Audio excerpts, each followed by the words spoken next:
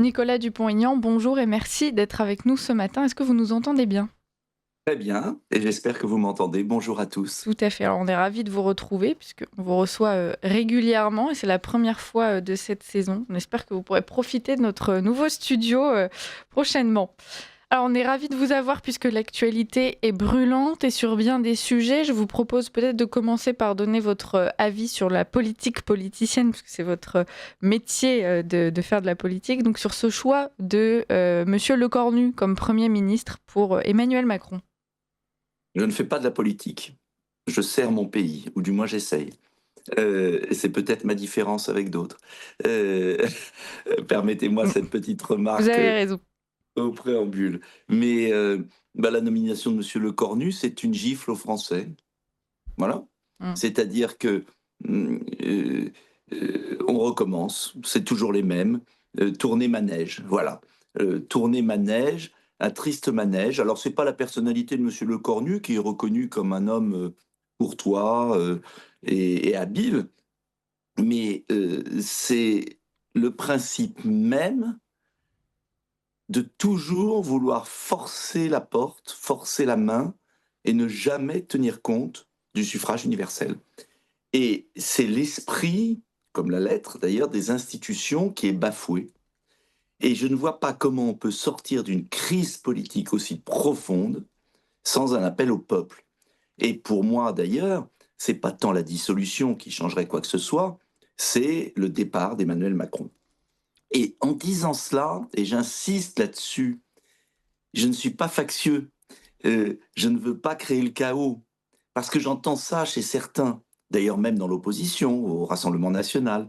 Non, le général de Gaulle, l'auteur de la Constitution avec Michel Debré, avaient prévu tous les deux ce cas de figure. Et les grands pouvoirs qui sont donnés dans les mains du président de la République s'accompagnent d'une grande responsabilité de faire appel au peuple lorsqu'il y a une crise de légitimité.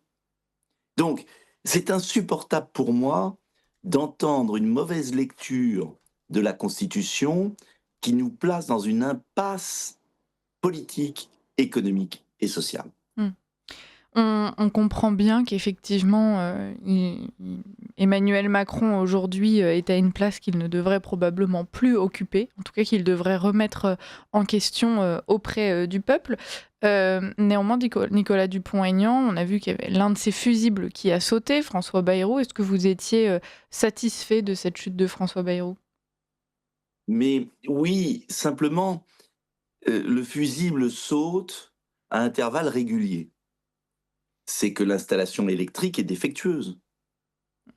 Tout électricien sait que on peut changer 15 fois le fusible. S'il saute plusieurs fois de suite, il faut peut-être s'interroger avant que la maison ne flambe. Donc, voilà. Et ce que je regrette, franchement, c'est que tout le monde saute à pieds joints dans la soupe politicienne. Je veux dire par là, il faut s'entendre sur le constat. Il faut répondre à une seule question. Une seule. Est-ce que chaque jour qui passe améliore la situation de la France ou la détériore? C'est ça qui est la question fondamentale. Or, il y a un constat général du Rassemblement national à la France insoumise, en passant par beaucoup de personnalités, que chaque jour qui passe nous précipite vers le fossé, vers le précipice, vers le drame. Sécurité, immigration, production en France, euh, évolution de l'école, situation financière. Bon. Mm. Une fois qu'on a fait ce constat, il y a unanimité sur le constat. C'est là où les chemins divergent. Par exemple, j'ai entendu le discours de Marine Le Pen, qui était très brillant au démarrage, ça partait très bien. Elle explique justement que le pays est à l'agonie, qu'il faut en sortir. Et puis, en plein milieu du discours, l'incohérence arrive, elle nous explique qu'elle ne veut pas de destitution, donc ça veut dire qu'on ne pourra jamais faire partir le président, puisqu'il ne veut pas partir. Et elle nous explique qu'elle va aborder le nouveau gouvernement dans un esprit constructif. Alors là, moi, je ne comprends plus rien. Parce que si, comme je l'avais proposé, au lendemain de la censure de Barnier, la censure de Bayrou avait été mise en œuvre très vite, tout de suite, parce que le problème, c'était pas Bayrou, c'est pas Lecornu, c'est pas Barnier. Le problème, c'est Macron. Donc il fallait que toutes les forces politiques revotent tout de suite la censure. Comme si là, il faudrait revoter tout de suite la censure contre le corps nu, et ça obligerait Emmanuel Macron à dissoudre ou à démissionner. Mais non, à nouveau, c'est reparti pour des petits arrangements. Alors on va avoir quoi? Ce que le général de Gaulle disait, les petites soupes sur les petits feux. Je refuse cette logique. Et je dis aux Français que quand on met le doigt dans la confiture, c'est fini. Et donc, je demande solennellement aux forces politiques, quelles qu'elles soient, un, de voter la destitution, deux, si celle-ci n'aboutit pas, de censurer à répétition pour obliger Emmanuel Macron à partir. C'est la clé de la sortie de crise. Alors, je le sais que les forces politiques ne le veulent pas, et je vais vous dire pourquoi elles ne le veulent pas. Elles ne le veulent pas parce qu'ils pensent tous à leurs petites affaires. Et ils veulent en fait ne pas que le peuple tranche tout de suite. Vous savez, c'est comme à l'opéra, marchons, marchons, marchons, et tout le monde est immobile, Mmh. parce que la scène ne bouge pas, heureusement. Euh, mais c'est plus possible. Voilà, donc moi, à Debout la France, nous avons une ligne claire, nette, précise, j'en ai pas changé depuis 2024. Maintenant, chaque jour qui passe nous précipite vers l'iceberg, comme le Titanic, et l'orchestre continue à jouer. C'est pas parce que on va changer le premier violon que ça va changer quoi que ce soit. Mais quoi que ce soit. Alors ils vont peut-être rafistoler, oui, mais alors quand même, rafistoler, ça veut dire que les socialistes vont gouverner avec les LR. On aura tout vu. On Ouais. aura tout vu. C'est pathétique. Voilà, mais je crois que ce que je ressens et ce que je vous exprime, c'est ce que ressentent, j'allais dire, plus de 70% des Français. Ah, on a effectivement, de la part d'une majorité de Français, je pense, un dégoût de cette vie politique et de cette classe politique, puisqu'effectivement, beaucoup ne s'intéressent même plus à l'actualité, alors que pourtant, ils sont censés se sentir concernés par le choix de leur Premier ministre, par les actions de leur président. Aujourd'hui, on a beaucoup qui s'en détournent simplement parce qu'ils sont extrêmement las et désabusés. Aujourd'hui, ce sont aussi ces Français qui vont regarder, on en parlait avec Laurent Ozon à l'instant, qui vont regarder assez impuissants tous ces blocages qui vont avoir lieu, avec enfin donc, une partie de la population qui va exprimer concrètement son désaccord et sa colère vis-à-vis du gouvernement. Malheureusement, la majorité des Français va rester assez silencieuse, parce que c'est un mouvement qui a été récupéré par la gauche. Bah, écoutez, quand la démocratie ne s'exprime plus, quand les urnes ne parlent plus, quand un pouvoir se maintient contre vents et marées, ça finit toujours dans la rue. Alors, moi, je ne me réjouis pas de la rue, puisque justement, j'aspire à une solution politique, démocratique, pacifique. Mais il ne faut pas s'étonner.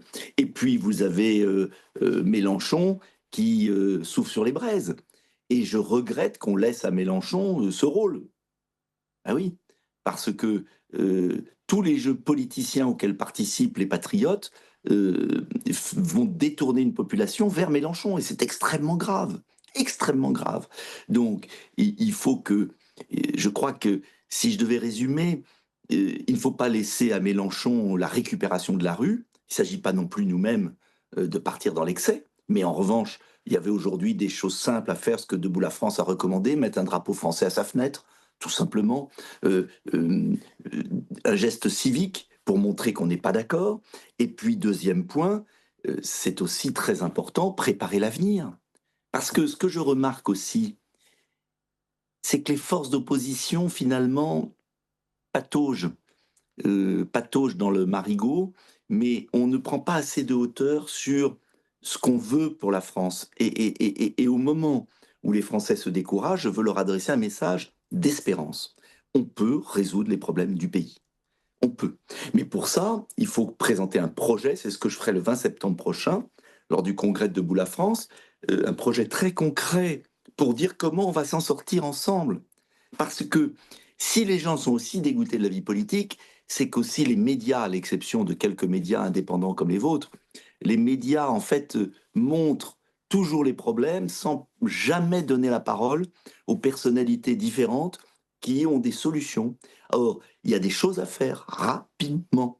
Et notamment, la première chose à faire, c'est de rétablir nos frontières. Ça, c'est concret. La deuxième chose à faire, c'est de supprimer toutes les aides sociales aux étrangers qui arrivent dans notre pays. La troisième chose à faire, c'est de faire un référendum avec un nouveau code pénal. La quatrième chose à faire, c'est d'arrêter de gaspiller l'argent public dans des puits sans fond et on sait ce qu'il faut faire. Il y a la contribution de l'Union européenne qui va augmenter de 6 milliards d'euros cette année. On est chez les fous. Il faut dire non. Il y a l'aide à l'Ukraine où la France est déjà engagée pour 40 milliards. Mmh. 40 milliards, ça c'est concret. Je crois qu'il faut que maintenant, on donne des solutions à nos compatriotes. Alors, vous allez me dire, oui, mais des solutions, vous ne les mettez pas en œuvre. Bah oui, pour l'instant. Mais comment garder de l'espoir si on n'a pas une vision, un cap, des mesures précises et pas démagogiques? Moi, je refuse les mesures démagogiques. Donc, je veux des mesures de sortie de crise. Et si on fait ça, eh bien, on va garder, je l'espère, et rassembler des Français qui, à un moment, gouverneront avec nous. Et nous, c'est au sens très large, parce que la deuxième obligation, c'est l'union. Et on en est loin. Ouais, C'est effectivement. l'union des patriotes. Et là, Quand on ça tarde. Quand on dit qu'on a laissé ce mouvement du 10 septembre justement être récupéré par Jean-Luc Mélenchon, Laurent Ozon, lui, il avait des mots différents qu'il faut peut-être prendre au sens littéral, mais il disait qu'Emmanuel Macron avait presque même confié ce mouvement en fait à Jean-Luc Mélenchon. Qu'est-ce que vous en pensez? Et surtout dans ces cas-là, comment est-ce que vous décryptez cette stratégie d'Emmanuel Macron? C'est très juste, mais Jean-Luc Mélenchon, c'est le complice, en fait. C'est le complice. Euh, et donc, c'est clair qu'il y a un jeu très pervers qui a permis à Emmanuel Macron d'enrôler les Républicains. Parce que si les Républicains sont au gouvernement, leur seul argument pour être syndic de faillite, c'est de dire ah oui, mais on évite la gauche. Mais la problématique n'est pas là. La problématique, c'est de faire pression pour qu'un homme dangereux et mauvais quitte le pouvoir. Hmm. Voilà. C'est ça l'enjeu. Et la vraie alliance que je réclame depuis tant d'années dans le désert, ce serait une alliance entre Marine Le Pen, Bardella, Sarah Knafo, Marion Maréchal, votre serviteur, Bruno Retailleau et Alain Wauquiez. Mais ni le RN n'en veut, ni les LR n'en veulent. Parce qu'en fait, c'est là qu'il y a le centre d'équilibre d'un futur gouvernement. Alors Éric Ciotti l'a compris et a fait ce que j'avais fait il y a bien longtemps, en 2017. Mais s'il n'y a pas la capacité du RN à ouvrir les bras euh, euh, à des forces différentes pour faire une coalition, on n'y arrivera jamais. Et donc il faut que le parti qui est le plus important aujourd'hui, le Rassemblement national, arrête de croire qu'il va pouvoir gagner tout seul les élections, certes avec Éric Ciotti, mais dans ce duo, il faut élargir, il faut rassembler. Il devrait y avoir tous les mois un déjeuner des principales forces politiques, même de taille différente, pour bâtir les 10 points du futur programme et marteler ces 10 points en permanence. Mais ce sont des logiques individuelles, permanentes. Hmm. Et je les déplore. Quand vous nous disiez justement que les Français ne devaient pas laisser la rue à la gauche et donc d'une certaine façon aussi s'unir entre eux pour faire entendre leur voix, puisque ce qui doit se passer à échelle politique doit se passer aussi au sein même du peuple, hein, cette union. Et d'ailleurs, elle n'est pas impossible. On l'a vu au moment des Gilets jaunes. Et vous disiez en même temps peut-être pas prendre la rue de la même façon que la gauche, afficher un drapeau aux fenêtres. Est-ce que d'un autre côté, justement, il ne serait pas temps de réinvestir la rue de autant que Bien la sûr. gauche, en tout cas peut-être pas avec autant de violence, mais on a vu que la droite l'a déjà fait. Alors il y a eu le mouvement des Gilets jaunes qui lui n'était même pas partisan, mais la droite a aussi cette tradition-là en elle. On peut parler du 6 février 34 par exemple, qui a fait trembler l'histoire aussi, en tout cas l'histoire de France. Alors, ne tombons pas parce que le 6 février 34 n'est Mm. pas un modèle, ça c'est mal fini. Mais en revanche, ce qui est clair, c'est que je crois qu'il ne faut pas simplement rester dans une logique politicienne qui, en fait, absorbe le Rassemblement national, est en train de lui faire perdre son âme. Et j'en discute beaucoup, puisque je les connais avec des militants, des élus, qui sont un peu inquiets. À force de vouloir se dédiaboliser, le danger, c'est de tomber dans la marmite et de sombrer dans les jeux politiciens. Donc oui à la dédiabolisation, mais il doit y avoir beaucoup plus d'énergie, parce qu'à force de vouloir plaire au système, le danger, c'est de déplaire au peuple. Et c'est surtout de perdre du temps.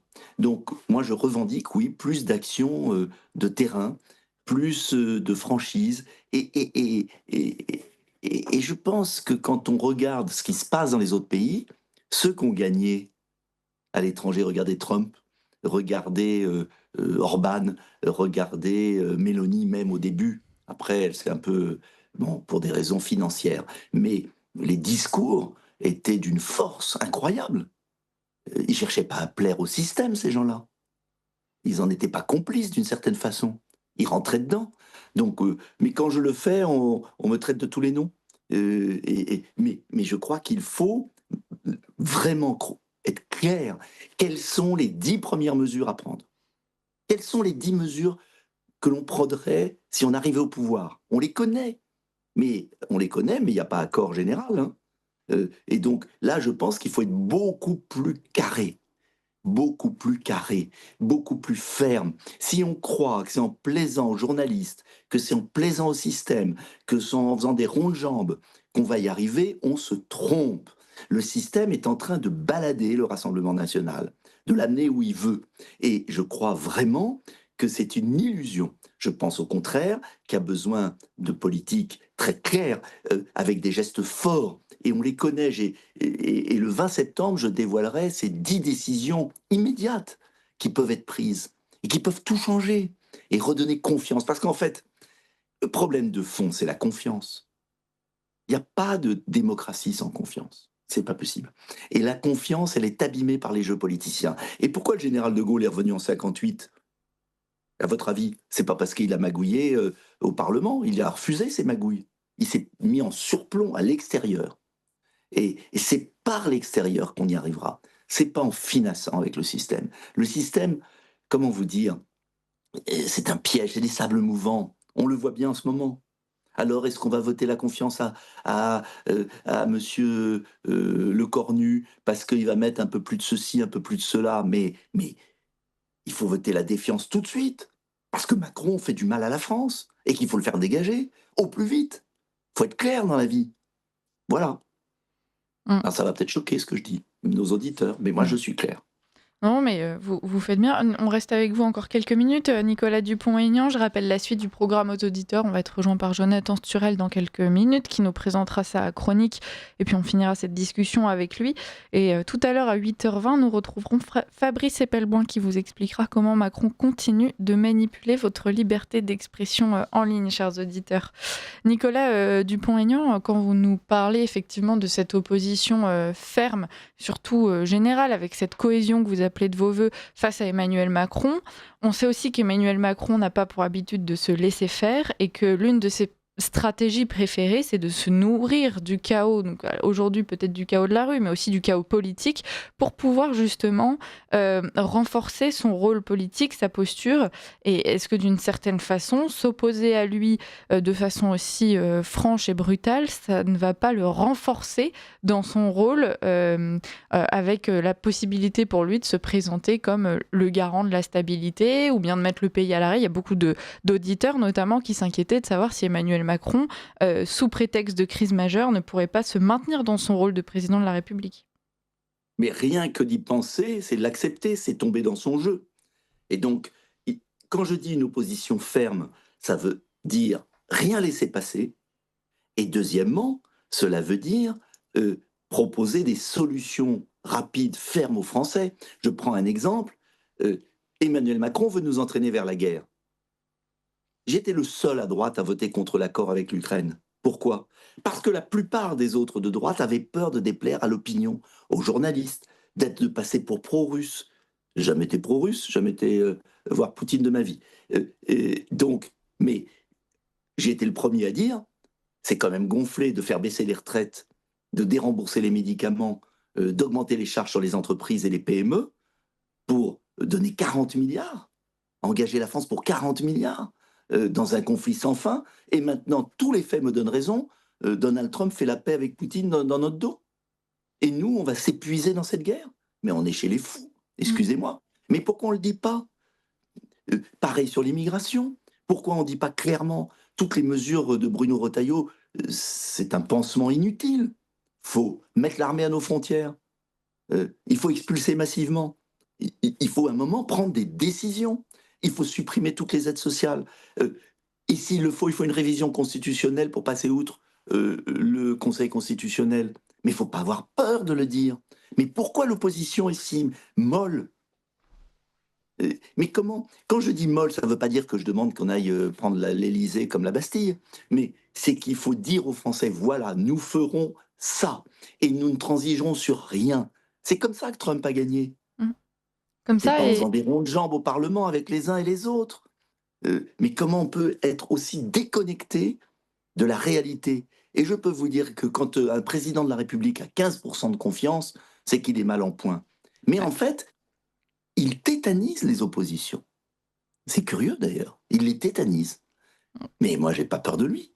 Et le peuple n'a pas à avoir peur de lui. Mais qu'est-ce que c'est que cette opposition complètement pleutre aujourd'hui? C'est pas possible de continuer comme ça. Donc là, il faut y aller. On les attend. Quand Et moi, je peux vous pas tout faire tout seul.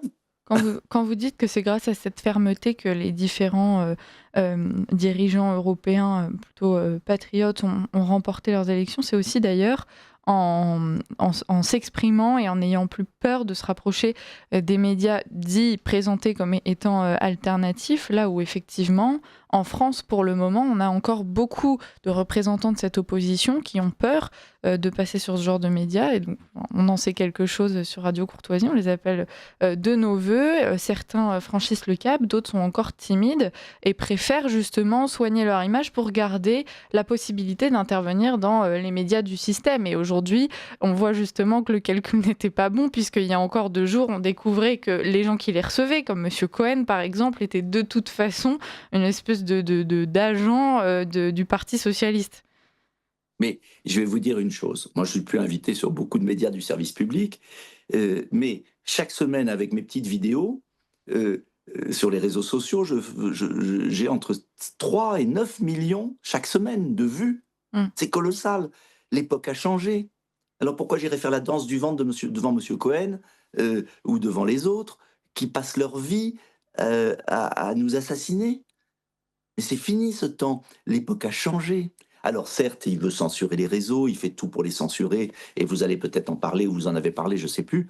Mais ce que je veux dire, c'est qu'il faut pas prendre. Les Français ont compris, et les Français se confieront à des gens, à une alternative à la fois ferme et capable d'unir et de rassembler. Et je veux, alors je sais que je rêve peut-être, mais j'aimerais qu'à une table, il y ait Sarah Knafo, il y ait Marion Maréchal, il y ait votre serviteur, il y ait Eric Ciotti, il y ait Marine Le Pen, il y ait Bardella, et demain Retailleau.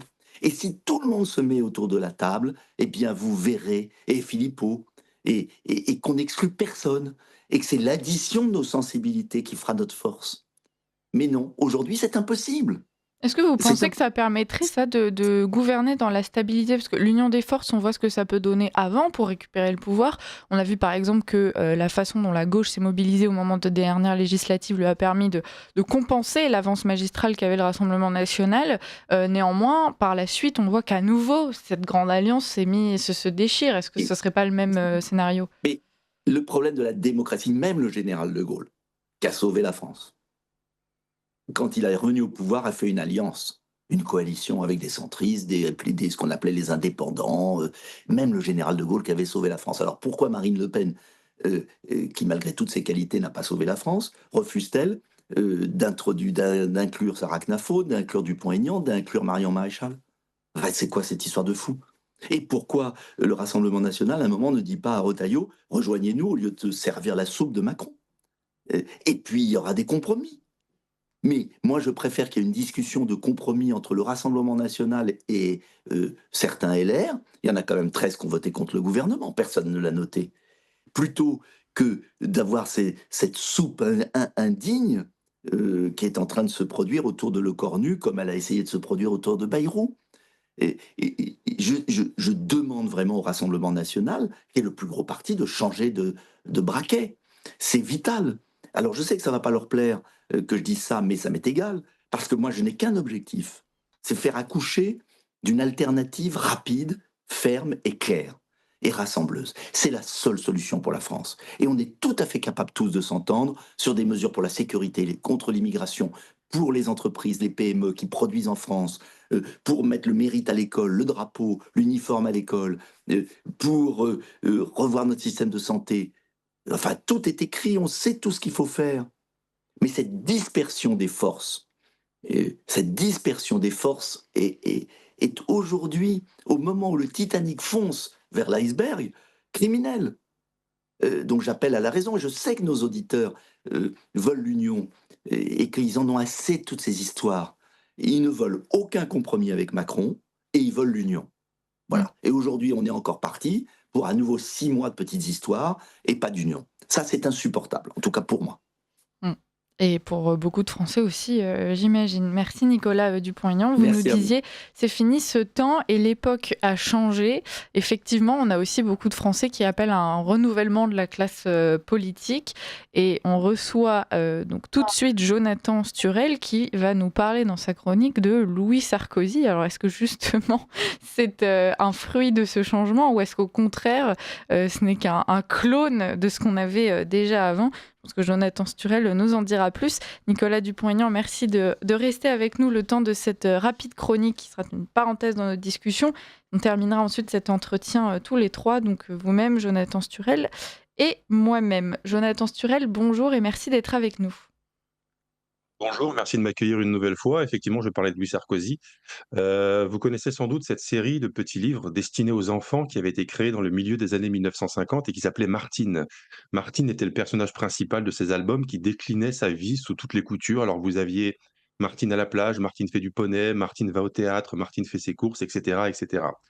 Martine, elle, n'est plus, mais un autre personnage la remplace en ce moment, effectivement, c'est Louis Sarkozy. Impossible que vous soyez passé à côté. Quasiment sur le modèle des albums Martine, les médias organisent purement et simplement un lancement de carrière à proprement parler en faveur d'un jeune homme qui n'aurait jamais quitté l'anonymat s'il ne portait pas le nom de son père. Depuis plusieurs mois, j'allume la télévision, j'ouvre les réseaux sociaux et je peux suivre, malgré moi, les aventures quasi quotidiennes de Louis Sarkozy. Alors vous avez Louis Sarkozy va se marier, Louis Sarkozy fait du sport, Louis Sarkozy dédicace son livre, Louis Sarkozy discute avec Raquel Garrido sur LCI, Louis Sarkozy se présente aux élections municipales de Menton et ainsi de suite, sempiternellement, exactement comme si Louis Sarkozy était quelqu'un ou quelque chose susceptible d'intéresser qui que ce soit. Or, disons les termes immédiatement, cette promotion permanente d'une coquille aussi vide est insupportable. Pour autant, elle a des vertus qui peuvent nous intéresser. D'abord, évidemment, parce qu'elle nous rappelle à quel point les médias sont une industrie du mensonge permanent, de l'entre-soi, de la narration pure et simple. Nous le savons évidemment, mais enfin, se le faire rappeler régulièrement permet de ne pas oublier cette vérité cardinale. Ensuite, parce que l'émergence d'un Louis Sarkozy, si elle réussit grâce à ce tapage, malgré qu'elle pourrait échouer avec ce tapage, va permettre de clarifier qui fait quoi à droite. D'un côté, il y a ceux qui se jetteront dans les bras de Louis le Fils comme il s'était jeté aux pieds de Nicolas le Père, et de l'autre, espérons-le, ceux qui, ayant conscience que l'expérience du Père a contribué à saboter la France, se garderont bien d'encenser le Fils. Ce faisant, c'est un peu comme si Louis Sarkozy s'apprêtait à être, malgré lui, une ligne de démarcation dont nous pourrons, nous à droite, nous servir pour vérifier qui veut s'enfermer encore et toujours dans la nostalgie et le folklore décoloré d'une époque affreuse où les Sarkozy, Guéant, Chirac, Juppé, Bertrand incarnaient la droite, la préemptaient en réalité, et ceux qui veulent tourner cette page sinistre et avancer en assumant les dernières évolutions d'une opinion qui assume, elle, d'être de plus en plus vraiment à droite. Précisément, les nostalgiques de l'UMP, nous en voyons quelques-uns montrer le bout de leur nez. Le simple fait que Louis s'appelle Sarkozy leur rappelle l'époque du père, époque pour laquelle cette droite molle conserve une forme de nostalgie qui lui vient de sa conviction que l'ère Sarkozy aura été le dernier grand moment de cette famille politique. Aucun ne pense réellement que Louis est à la hauteur. Tous, en réalité, ont bien vu que le rejeton était mauvais, médiocre, comédien, qu'il était en représentation permanente, imitant, que dis-je même, caricaturant les mimiques et la diction surarticulée du père. Mais enfin, la nostalgie est un sentiment et les sentiments ne s'embarrassent pas toujours des détails. Ils s'appellent Sarkozy et cela leur suffit pour nourrir en eux une imagerie d'Épinal et pour s'imaginer que le retour en politique d'un Sarkozy équivaut à un retour d'exil de Napoléon, c'est-à-dire un événement considérable et plein d'espoir renouvelé. Dans les médias, même affaire. Une certaine presse parisienne mondaine qui continue de se croire une presse de droite, je pense ici explicitement au Figaro par exemple, conserve une nostalgie assez similaire et tâche de lustrer les chaussures du fils, non pour le fils lui-même évidemment, mais pour se faire bien voir du père qu'il continue de prendre pour le dernier grand monarque républicain. Alors il flatte le fils en chroniquant ses moindres faits et gestes avec complaisance pour être en retour gratifié d'une papouille ou d'un mot gentil par le père. Voilà les fruits pourris du fameux entre-soi parisien médiatico-politique.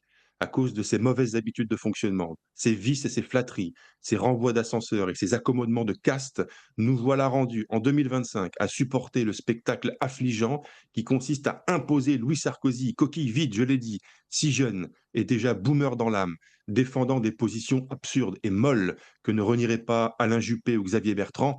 C'est vous dire à quel point le fiston, loin d'être le nouveau Napoléon qu'il s'imagine, s'apparente plutôt à une sorte de Jean-Pierre Raffarin avec quelques années et évidemment quelques kilos en moins.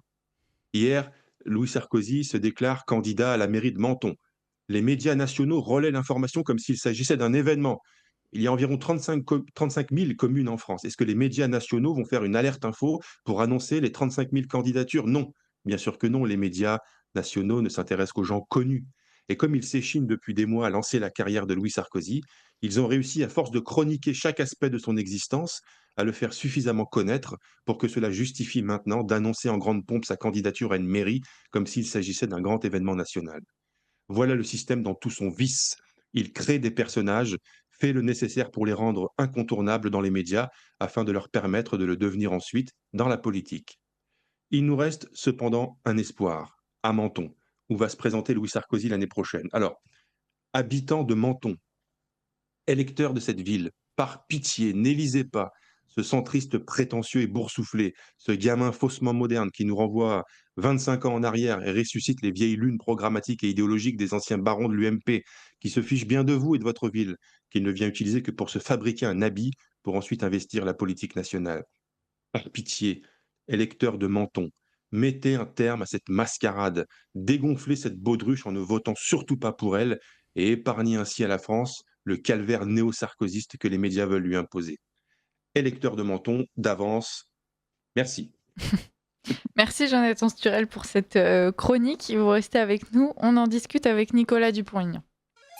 Ligne droite, Nous avons de la visite. le face-à-face.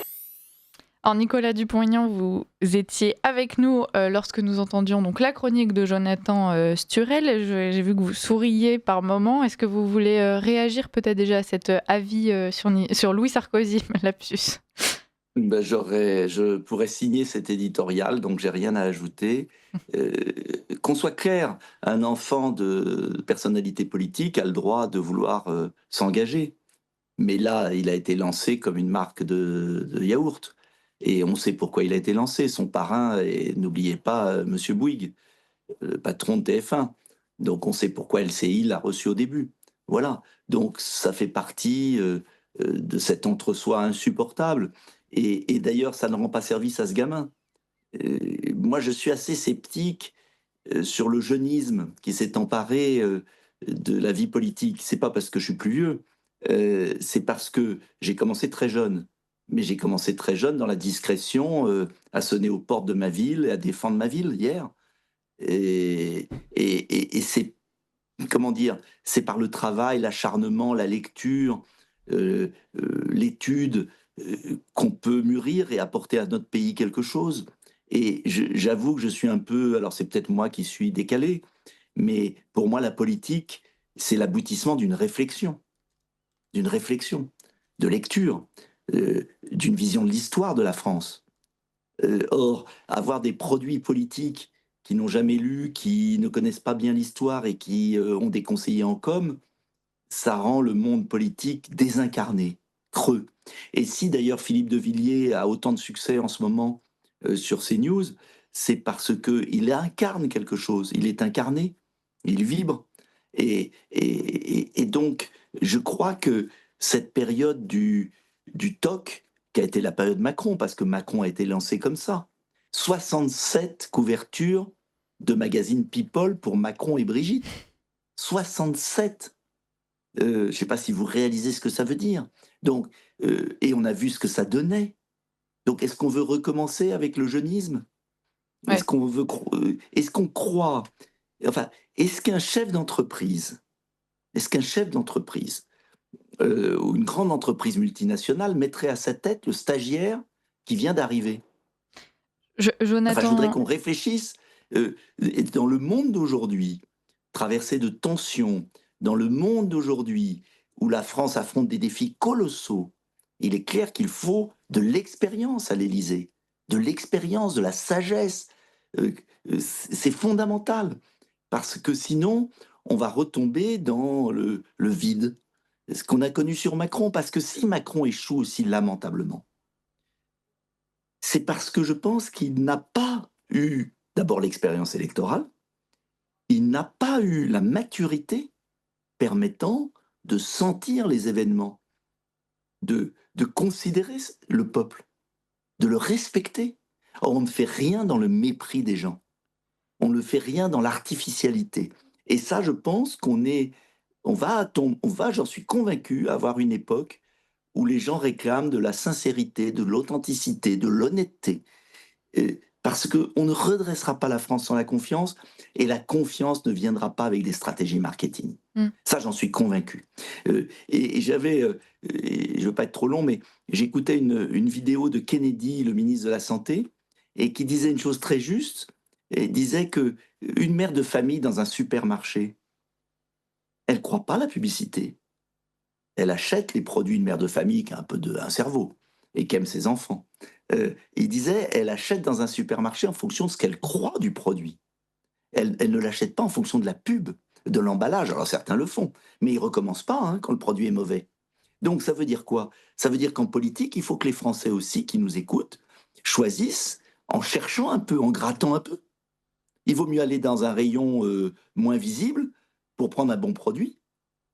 Et l'affaire Louis Sarkozy, elle symbolise cette volonté des médias de s'échapper du fond. Parce qu'en fait, ces journalistes eux-mêmes ne réfléchissent plus. Ils sont que dans l'apparence. Et ça a mené la France où on en est. Quand vous dites qu'il faut se méfier du jeunisme, Jonathan Sturel, en même temps, derrière ce jeunisme, je pense que ce qu'il faut lire, c'est la volonté de faire table rase de dizaines d'années de politique qui, en fait, ont ruiné la France. Et aujourd'hui, à tort ou à raison, les Français associent cette ruine du pays à cette classe politique qui a gouverné pendant longtemps. Et la volonté justement de débarrasser le pays de cette classe politique peut s'entendre. Mais ça, je comprends très bien évidemment. Mais si vous regardez bien, c'est ce qui a motivé l'élection d'Emmanuel Macron. Est-ce qu'on peut entendre Jonathan Sturel là-dessus, s'il vous plaît? Oui, pardon. Et comme ça, vous réagissez ensuite. Excusez-moi. Oui, c'est effectivement intéressant. En soi, qu'une personnalité qui est jeune, elle n'a pas choisi d'être jeune, c'est le hasard de la naissance qui fait qu'elle est jeune, mais qui est compétente, qui est motivée, et cetera, c'est une chose.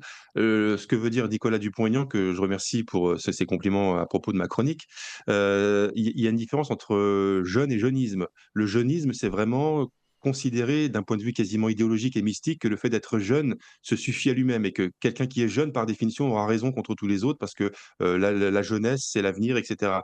Or, ce que l'on voit par exemple avec Louis Sarkozy, encore un lapsus comme vous tout à l'heure Liselotte, quand on voit Louis Sarkozy, on se rend compte lorsqu'on écoute son discours qu'il a beau être plus jeune, ses traits sont plus jeunes que ceux de son père évidemment et que ceux des anciens amis de son père, mais enfin son discours lui est vieux. C'est pour ça que je l'appelle un boomer en fait. Il est déjà boomer à son âge puisqu'en fait il reprend les vieilles lunes programmatiques de ce qu'était effectivement l'UMP il y a 25 ou 30 ans. Donc l'idée de nous ramener un jeune en nous faisant croire qu'au seul motif qu'il est jeune, ça va nous permettre de nous libérer d'un certain nombre de carcans, alors que ce même jeune qu'on nous vend reprend les mêmes carcans en réalité, c'est ça qui nous rend Louis Sarkozy, enfin c'est ça qui nous rend la promotion de Louis Sarkozy aussi insupportable. Mais que quelqu'un soit jeune, enfin il y a d'autres personnes qui sont jeunes en politique, qui ne sont pas aidées par le nom qu'ils portent, mais qui ont probablement des choses à faire. Mais effectivement, je suis comme Nicolas Dupont-Aignan assez sceptique à propos du jeunisme, c'est-à-dire de l'idéologie quasiment, de la religion de la jeunesse qui nous fait croire qu'être jeune, ça se suffit à soi-même. Alors que, exactement comme le disait Nicolas Dupont-Aignan, pour prétendre à des fonctions politiques, surtout lorsque l'on prétend à des fonctions politiques de très haute importance, il ne suffit pas d'être jeune, il faut effectivement avoir un bagage, une épaisseur, il faut avoir une culture, comme on avait par exemple, on les cite toujours, comme on avait Mitterrand par exemple, comme on avait aussi un peu Chirac, et après ça a complètement décliné avec tous les autres. Mais à partir du moment où on est passé de gens qui, à défaut d'être de bons présidents, avaient au moins des statures de chef d'État et des carrures de chef d'État, ça permettait encore de faire un peu illusion et de faire croire à la France qu'elle avait encore un chef à sa tête. Aujourd'hui, lorsque vous regardez Nicolas Sarkozy, Macron, Hollande, et cetera, vous ne pouvez pas avoir l'impression d'être dirigé, d'avoir à la tête de votre pays un chef d'État. Vous avez un manager. vous avez quelqu'un qui vient avec des solutions de chef d'entreprise, de chef d'équipe, etc. Mais il n'y a plus ce souffle, il n'y a plus, même d'un point de vue visuel, ces gueules. Lorsque vous regardez la gueule d'un Mendes France, je dis le mot gueule, pas du tout dans un sens péjoratif, hein. Même la gueule de Mitterrand, la posture un peu stoïque de ces gens-là, ça renvoyait quelque chose, ça avait une épaisseur. Lorsque l'on voit les jeunes d'aujourd'hui, ils vont tous chez le même tailleur, ils vont tous chez le même coiffeur, ils ont tous les mêmes conseillers en communication, Mmh. ils sont tous conseillés par les mêmes, Les mêmes les mêmes costumes et cabinets, ouais. les mêmes costumes. Donc en fait, voilà, ils sont tous interchangeables et ça n'a absolument aucun intérêt. Et Louis Sarkozy, malheureusement, ne fait pas défaut. C'est même pire. Si le système a l'intention de faire croire aux gens que l'on va se débarrasser des 40 ou des 50 dernières années en mettant des jeunes à la place, le mauvais pari, c'est de mettre un Sarkozy. C'est-à-dire qu'en fait, Sarkozy, le simple fait qu'il s'appelle Sarkozy va nous renvoyer à cette époque-là. Donc si vraiment on veut faire table rase, mais dans le bon sens du terme et pour des raisons nobles, il faut vraiment nous priver d'un nouveau supplice sarkozyste. Et c'est pourquoi j'ai beaucoup de difficultés à accepter qu'une certaine presse, certains médias et même certains amis, des fois, s'imaginent, parce qu'ils ont entendu Louis Sarkozy parler avec un ton un peu roublard, puisque c'est un peu sa spécialité, comme le faisait son père d'ailleurs, d'être un faux dur. C'est un faux dur.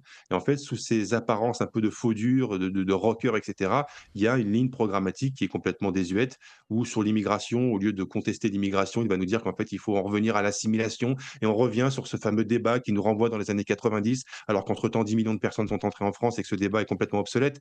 Voilà ce que je reproche aussi à Louis Sarkozy, et voici ce que je reproche surtout à ceux qui veulent absolument nous Mais, mettre Louis Sarkozy dans les pattes. Nicolas Dupont-Aignan veut bien votre réaction et peut-être aussi repréciser votre idée, puisque vous appelez à une grande union de la droite. Si demain Louis Sarkozy donc fait partie de ce paysage politique, est-ce que vous considérez qu'il ben devrait non, faire mais partie de cette union? non. D'abord, ça c'est du folklore. Mm. C'est pas l'union de la droite que je propose. J'ai jamais parlé d'union de la droite. Mm. Je propose une coalition patriote. C'est pas du tout la même chose. Et s'il se revendique patriote? Non mais ouais, bah, il faut d'abord se revendiquer patriote, c'est aborder la question fondamentale de l'Union européenne. Mm. On n'en a pas parlé, mais ce qui rassemble tous ces gens qui nous ont mis dans le mur, c'est leur soumission à une organisation supranationale, bureaucratique, étrangère, qui a démoli la France. Et ce que je ne cesse d'expliquer, c'est tout mon engagement personnel, et j'ai quitté l'UMP après la violation du vote du référendum de 2005, en fondant Debout la France, c'est que pour moi, la ligne de fracture entre les patriotes et les patriotes, ce sont ceux qui veulent rendre au peuple français la maîtrise de son destin, sa souveraineté, et qui veulent en finir avec l'Union européenne telle qu'elle fonctionne aujourd'hui.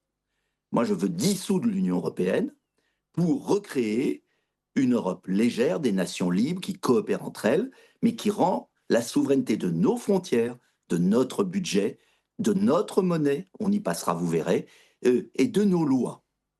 Si ce qui différencie, pour moi, ceux qui ont gouverné depuis 40 ans et qui nous ont mis dans cette situation, et cette coalition patriote qui doit arriver, c'est la volonté de ne plus obéir à Madame van der Leyen et de reconquérir notre souveraineté. C'est le point clé, parce qu'on le voit bien avec Retailleau, il ne peut rien faire sur l'immigration puisque c'est des lois européennes. On ne peut rien faire sur la sécurité parce que c'est des lois européennes. On ne peut rien faire sur la production en France parce que ce sont des lois européennes. Et donc, la vraie question, la vraie ligne de fracture, c'est ça. Et tous ces personnages qui sont lancés, que ça a été Macron, maintenant Louis Sarkozy et d'autres, ce sont des gens qui s'accommodent de ce système, qui veulent envoyer nos soldats en Ukraine. Regardez le pathétique Olivier Faure, qui, pensant être Premier ministre, dans une émission de télévision, a dit aux journalistes de France 3 « Ah oui, je vais envoyer des soldats en Ukraine. Hein. » Mais enfin, vous vous rendez compte pourquoi il a dit ça? Parce qu'il s'est dit « Si je dis ça, Macron va trouver ça bien. » Mais vous vous rendez compte le niveau d'inconscience, de légèreté. Donc, la seule question qui se pose, et c'est une question que doivent se poser les Français, est-ce qu'ils veulent rester un peuple libre? Est-ce qu'ils veulent reconquérir leur liberté, leur prospérité, ou est-ce qu'ils veulent rester des esclaves? Parce que, quand même, Jonathan Sturbel, je ne sais pas si je prononce bien le nom, excusez-moi, le problème de fond quand même, c'est le vote des Français. Et moi, je le dis aux Français qui nous écoutent, allez secouer vos voisins, hein. Vous, si vous écoutez Ligne droite, c'est que vous avez compris. Mais vos voisins, moi je les vois, les voisins dans ma ville et tout, bah, ils n'ont pas compris beaucoup. Et ils continuent à être enfumés, comme disent les enfants, les adolescents, par ces fausses polémiques, ce jeu des médias traditionnels, cette fausse vie politique. Donc la seule vraie question, c'est est-ce qu'on veut traiter les problèmes des Français? Et pour traiter les problèmes des Français, il faut être maître chez nous. Voilà. Moi, j'ai jamais connu quelqu'un qui a remis de l'ordre dans sa maison en laissant toutes les portes et les fenêtres ouvertes. Ça n'existe pas. Voilà, c'est tout. Donc, est-ce que les Français veulent être maîtres chez eux? Ou est-ce qu'ils veulent être un peuple soumis qui va disparaître de l'histoire? Parce que c'est ça la question. C'est pas la question de la dette. C'est la question d'abord de savoir si on tient les commandes de la voiture ou de l'avion. Mais si on reste passager de la voiture en râlant la fenêtre ouverte derrière et qu'on laisse Madame van der Leyen au volant, c'est fini. Or, toute cette classe politique qui nous a ruinés, elle a laissé van der Leyen au volant. Elle a abouti à ça. Et je vais vous dire ce que veut Macron. Macron, il veut succéder à van der Leyen. C'est pour ça qu'il lui donne tant de pouvoir. Parce qu'il veut revenir après 2027 par la fenêtre. Et c'est là le grand danger. Et voilà pourquoi il faut rompre. Et c'est fondamental. Et voilà pourquoi les patriotes doivent s'unir, mais sur une ligne claire. Et au sein des patriotes, les souverainistes doivent s'unir.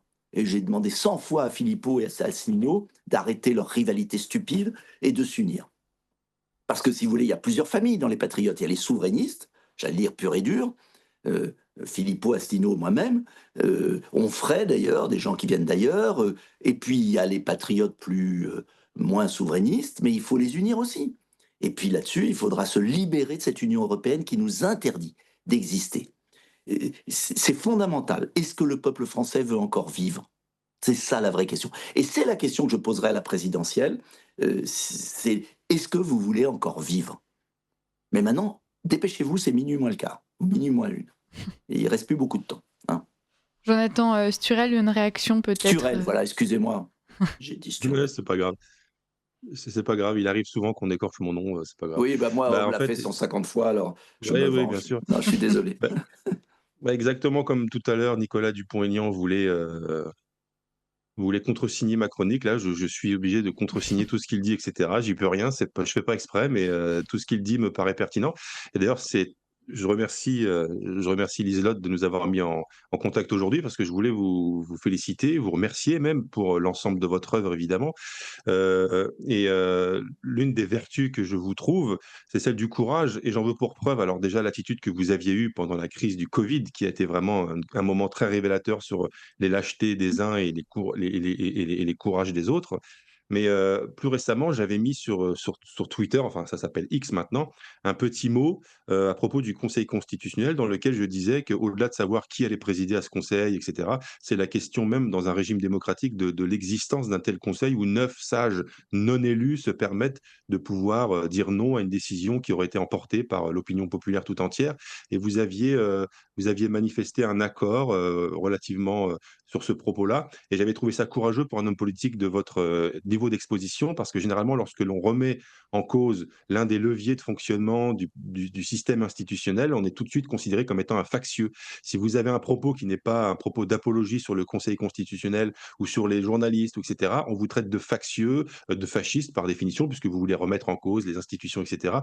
Donc j'avais trouvé courageux qu'un homme politique de votre niveau d'exposition et de votre niveau d'engagement, relaie un propos qui était, assez contestataire à propos du principe même de l'existence d'un conseil, du type de conseil constitutionnel, dont je disais que dans un régime qui se prétend démocratique, où la décision finale est emportée par le choix du peuple, il ne peut pas y avoir au-dessus du choix du peuple 9 personnes non élues qui décident si oui ou non le peuple a eu raison de choisir ce qu'il a choisi. Donc soit on continue de se dire une démocratie, mais dans ce cas-là, le Conseil constitutionnel, dans son fonctionnement actuel, ne peut plus perdurer, soit on le laisse perdurer, mais on admet que nous ne sommes plus une démocratie. Voilà, c'était un petit mot. Et si je voulais encore terminer, parce qu'après je pense que je n'aurai plus la parole, si Liselotte m'y autorise, faire une toute petite incise qui va vraiment être une incise de boutiquier, simplement pour terminer en disant Allez-y. à nos auditeurs que je me suis permis là récemment de commettre un roman qui vient de sortir, qui s'appelle Napoléon à Montmédy, qui est disponible aux éditions du Verbeau. Alors les gens qui veulent le trouver, taperont Napoléon à Montmédy ou alors viendront sur mes réseaux sociaux, Jonathan Sturel sur Twitter, me trouveront sans problème et ils auront ensuite tous les liens disponibles pour se renseigner sur ce livre qui est un roman que, que je leur souhaite de trouver bien. Voilà, c'était vraiment désolé, ça fait très boutiquier pour terminer, je Non, m'en vous faites excuse bien. vraiment. On sert Mais à vous ça faites bien aussi. parce que si vous le faites pas vous, personne vous le fera. Voilà, exactement. Je voudrais ajouter un truc sur le Conseil constitutionnel, Vous avez ce qui est 2 quand même minutes, extravagant. Nicolas Dupont-Aignan. 1 minute Ce qui est quand même. même extravagant, si c'était des juristes. Mais ce sont tous ceux qui ont échoué lamentablement, C'est ça. qui ont été battus au suffrage universel et qui ont Oui. été recasés. Quand ils n'ont pas eu des affaires sur la tête. Fabius, Juppé et Ferrand. Ferrand. Et ma petite brouille avec Marine Le Pen est venue parce qu'elle n'a pas supporté que je critique dans une vidéo l'approbation par le Rassemblement national à l'Assemblée de la nomination de Ferrand. Mais vous vous rendez compte où on en est? Il y a beaucoup J'ai osé de le beaucoup de dire, Français qui ont été déçus de ça, oui. mais c'est insupportable parce que c'est un verrou. Et c'est pourquoi d'ailleurs je suis hostile à la proportionnelle, qui serait un deuxième verrou. Et j'espère que Macron va pas mettre la proportionnelle, parce que la proportionnelle, ça voudrait dire que si un patriote gagne l'élection présidentielle, il peut plus rien faire après. Ouais. Donc, ce que je voudrais, et c'est le dernier mot que je me permets de vous dire, en une seconde, c'est que on n'est pas à moitié opposant et on ne fait pas à moitié une alternative. Les Français attendent une alternative totale. Et on ne gagnera que dans cet esprit. Merci beaucoup. Merci à vous, Nicolas Dupont-Aignan, d'avoir été avec nous. Merci à vous, Jonathan Sturel, pour cette chronique passionnante. Avec on plaisir. vous retrouve la semaine prochaine, même jour, même heure. Et puis, on consacrera une émission très bientôt à ce Conseil constitutionnel. Donc, on ne manquera pas de vous solliciter, messieurs. Bonne journée et à très vite.